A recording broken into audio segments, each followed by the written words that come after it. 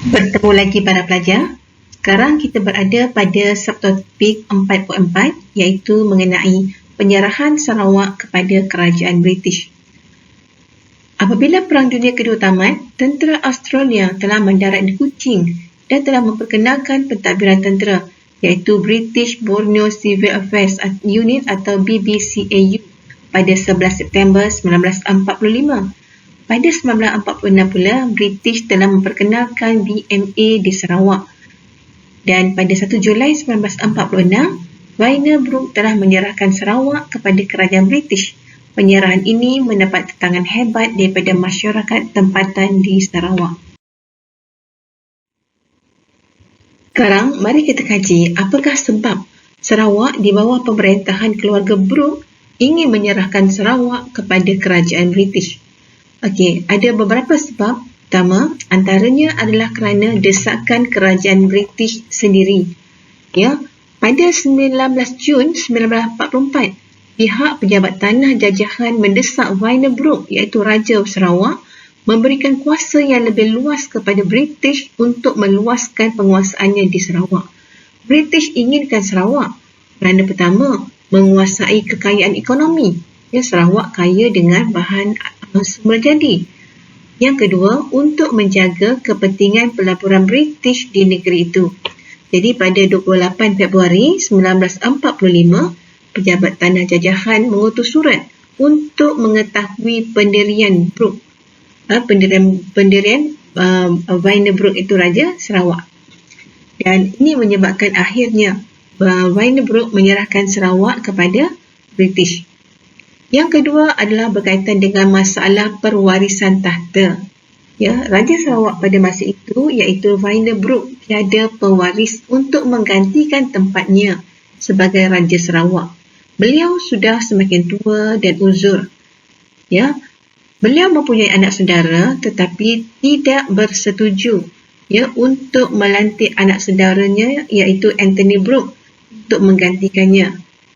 Dan yang ketiga adalah berkaitan dengan masalah keuangan. Ya, Wynebrook menghadapi masalah kewangan untuk memulihkan semula Sarawak selepas kemusnahan Perang Dunia yang Kedua. Jadi kita masih ingat lagi, ya, semasa Perang Dunia yang Kedua, Sarawak juga turut dijajah oleh Jepun dan Jepun telah mengebom dan memusnahkan sumber-sumber ekonomi Sarawak. Dan selepas Jepun berundur, maka kos untuk membangunkan semula semua kemudahan infrastruktur dan ekonomi Sarawak memerlukan bayaran yang sangat mahal. Ya. Jadi ekonomi Sarawak ini telah terjejas. Lombong minyak musnah, ladang getah musnah, kemudian pendidikan dan kesihatan juga terbiar. Mana jalan raya dan lapangan terbang juga perlu diperbaiki. Ini menyebabkan Wynebrook tidak mampu untuk membangunkan semula negeri Sarawak.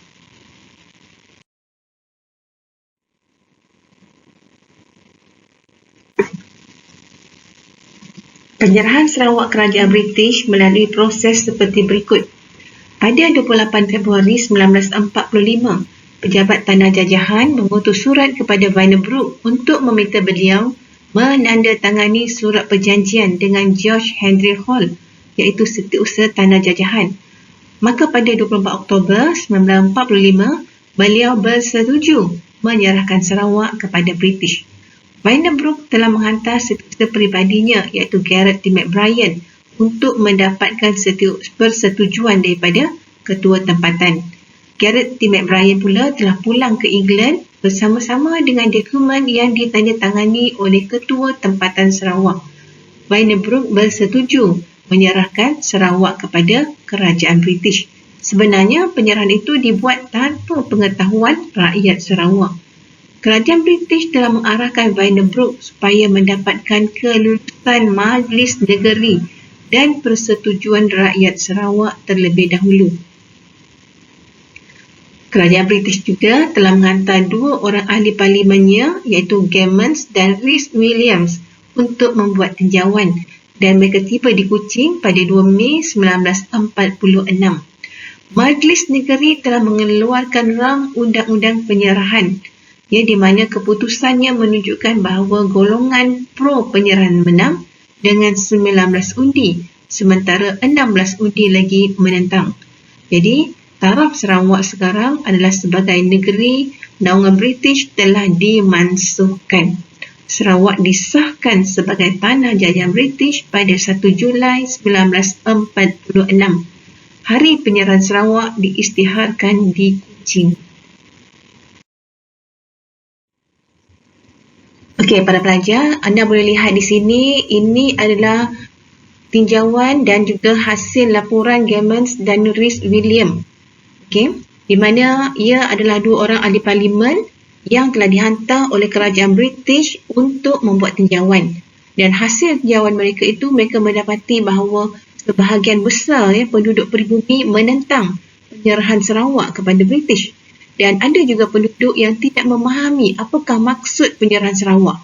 Maksudnya, penduduk tempatan tidak tahu apa yang berlaku di tingkat atasan. Dan walau bagaimanapun, ada juga orang-orang Cina yang menyokong penyerahan Sarawak tersebut kerana faktor tertentu. Jadi laporan Gammons dari Williams berkaitan dengan isu penyerahan Sarawak ini kemudian telah dibawa ke Majlis Negeri untuk diundi. Dan tadi kita telah membincangkan bahawa hasil daripada undian tersebut menunjukkan bahawa mereka yang menyokong penyerahan Sarawak menang, walaupun dalam keadaan undi yang tipis sahaja. Sekarang kita lihat pada subtopik 4.5, iaitu berkaitan dengan reaksi penduduk tempatan terhadap penyerahan Sarawak.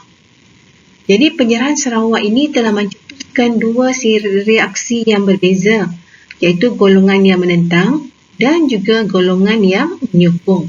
Okey, kita lihat dahulu golongan yang menentang.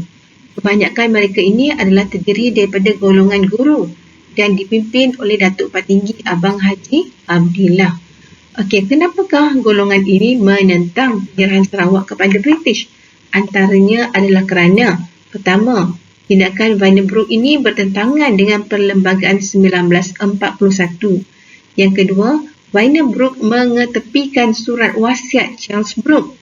Dan yang ketiga, Garrett T. McBrien telah menggunakan muslihat.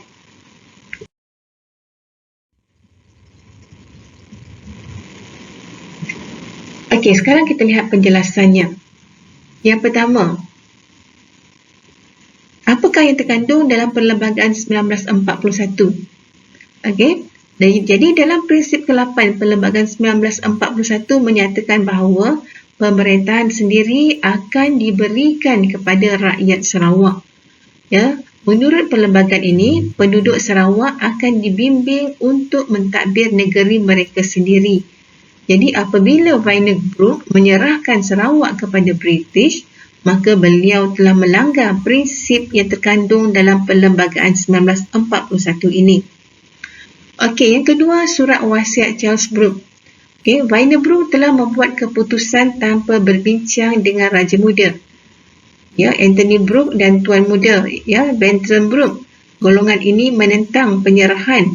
Sebaliknya, mahu memulihkan semula pemerintahan dinasti Brooke agar dapat menuntut kemerdekaan dengan mudah. Yang ketiga, Garrett T. McBrien telah menggunakan pelbagai muslihat seperti tekanan, desakan, pujukan dan sokongan dan sogokan bagi mendapatkan persetujuan daripada ketua tempatan. Jadi tindakannya ini sudah tentu menimbulkan perasaan tidak puas hati daripada masyarakat setempat.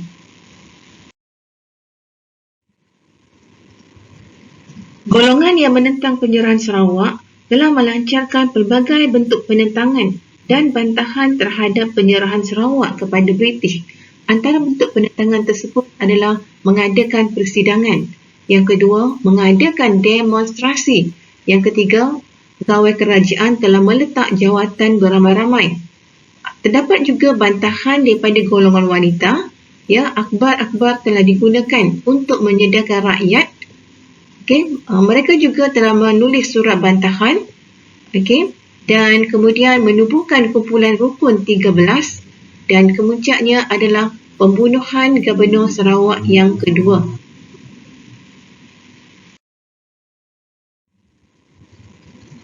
Baiklah para pelajar, sekarang mari kita lihat huraian dan perincian terhadap setiap bentuk penentangan tersebut. Kita mulakan dengan yang pertama, iaitu mengadakan persidangan. Okey, Johari Anang dan Syarkawi Osman telah menganjurkan persidangan yang dihadiri oleh perwakilan dari seluruh Sarawak. Pengerusi persidangan itu ialah Johari Anang sendiri. Objektif persidangan ini adalah untuk mengadakan demonstrasi pada setiap 1 Julai kerana menentang penyerahan Sarawak kepada British. Pertubuhan yang menyertai persidangan ini antaranya termasuklah Pergerakan Pemuda Melayu, Barisan Pemuda Sarawak, Persatuan Kebangsaan Melayu Sarawak, Persatuan Melayu Diri, Kesetiaan Muda Mematu dan juga Persekutuan Bumi Putera. Yang kedua adalah mengadakan demonstrasi. Dan yang ketiga ialah meletak jawatan beramai-ramai. Okey. Kita lihat yang kedua ya, iaitu mengadakan demonstrasi. Pada 30 Oktober 1946, demonstrasi pertama telah diadakan ketika kedatangan Gubernur pertama Sarawak iaitu Charles Aden Clark di Astana. Demonstrasi ini diketuai oleh Datuk Partinggi Abang Haji Abdillah. Okey, dan mereka telah mengadakan perarakan yang disertai oleh 16 persatuan Melayu. Jadi PKMS telah mendesak supaya British berundur dari Sarawak. Antara kata yang tertulis termasuklah, kami membantah sekeras-kerasnya atas tindakan Brooke menyerahkan Sarawak kepada koloni Inggeris. Sarawak adalah hak kami. Leburkan kolonial. No cession. Dan spanduk dan poster anti penyerahan telah ditampal di pokok, perahu dan jeti. Demonstrasi diterajui oleh EPM dan beberapa demonstrasi yang lain telah berjaya dilaksanakan.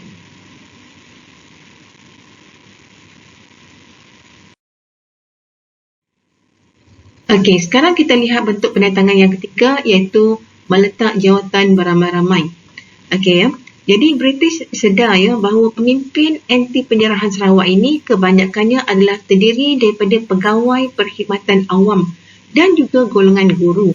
Maka pada bulan Disember 1946, British telah mengeluarkan satu notis yang dikenali sebagai Pekeliling Nombor 9. Dalam pekeliling ini, kerajaan British memberi amaran kepada kaki tangan kerajaan supaya tidak melibatkan diri dan menggerakkan anti penyerahan tersebut. Okey, tapi apa yang berlaku ialah pada 2 April 1947, seramai 409 orang kaki tangan kerajaan telah meletakkan jawatan. Ya, mereka ini terdiri daripada golongan guru, pekerja pos dan telegraf, Jabatan Marin dan Kastam, Perubatan dan Kesihatan, Percetakan, Jabatan Tanah dan Ukur, Jabatan Kerja Raya, Bomba dan Perbendaraan. Malah 56 orang pelajar Maktab Perguruan Melayu Sarawak juga telah bertindak menamatkan pengajian mereka.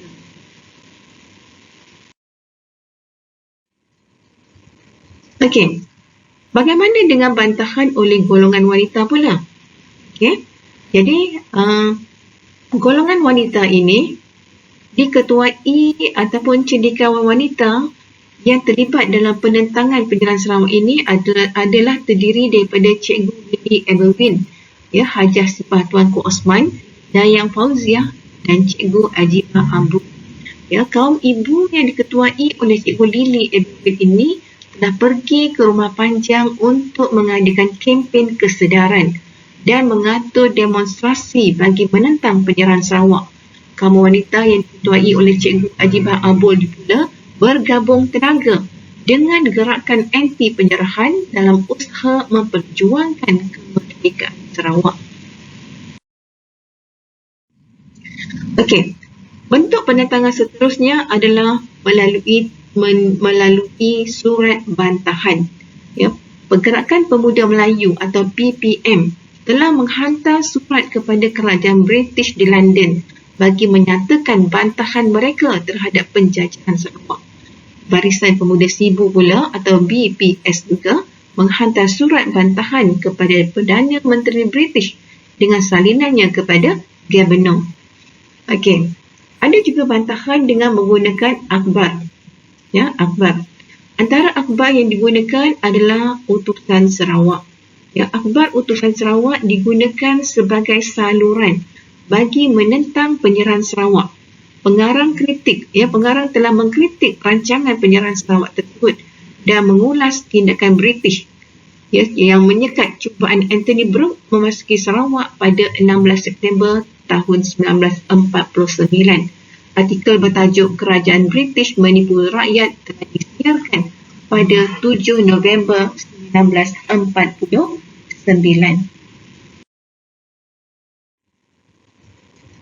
Bentuk penentangan seterusnya adalah melalui kumpulan Rukun 13. Ya, kumpulan Rukun 13 ini adalah terdiri daripada golongan muda yang terlibat dalam gerakan anti penyerahan Sarawak.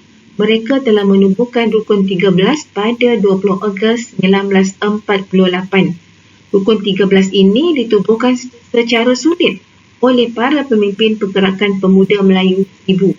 Kumpulan ini dipimpin oleh Awang Ramli, Mursyidi Siddiq dan juga Bujang Suntong. Sasaran mereka adalah untuk membunuh pegawai tinggi British di Sibu Sarawak. Maka satu mesyuarat sulit telah diadakan untuk membunuh Gubernur Sarawak yang kedua iaitu Duncan Stewart pada 3 Disember 1949 di Sibu. Kisah pembunuhan Gubernur Sarawak yang kedua juga dikenali sebagai peristiwa Sungkit Berdarah. Rosely Dobbie telah mengambil peranan yang menikam Duncan Stewart, Gubernur Sarawak yang kedua ini, di Sibu. Seminggu kemudian, Duncan Stewart telah meninggal dunia di Hospital Singapura. Peristiwa pembunuhan Gubernur ini telah digunakan oleh British untuk bertindak balas dan menekan gerakan anti penyerahan Sarawak. British telah menutup pejabat PPM, PKMS, BPS dan Angkatan Semangat Anak Sarawak pada 6 Disember. Pada bulan Februari, 5 Februari 1951, Rosely Dobbie, Mursyidi Siddiq, Awang Ramli dan Bujang Suntong telah dihukum gantung sampai mati setelah didapati bersalah. Manakala anggota Rukun 13 yang lain dikenakan hukuman penjara. Walaupun gerakan anti penyerahan Sarawak ini tidak berjaya mencapai matlamatnya, namun demikian gerakan ini telah memberikan kesedaran dan membangkitkan semangat nasionalisme dalam kalangan penduduk tempatan. Semangat tersebut kemudiannya membawa kepada penubuhan parti politik di Sarawak.